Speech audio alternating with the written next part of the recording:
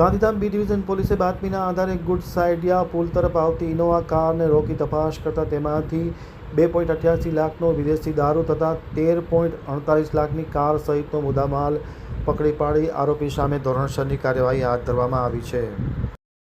Gandhidham B division પોલીસે બાતમીના આધારે ગુડ સાઇડ પુલિયા તરફ આવતી ઇનોવા કારને રોકી તપાસ કરતા કારમાં બનાવેલા ગુપ્ત ખાનાઓ તથા અલગ અલગ બેગમાંથી વિદેશી દારૂનો મોટો જથ્થો મળી આવ્યો હતો.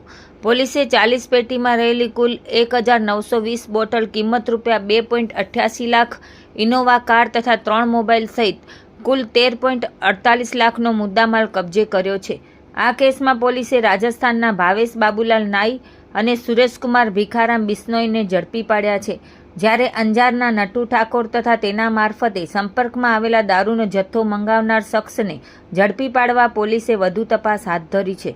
આ કાર્યવાહી B division PI SV Gojiya, PSI LN Vadiya, NB Bhambha તથા સર્વેલન્સ સ્ટાફ દ્વારા કરવામાં આવી હતી.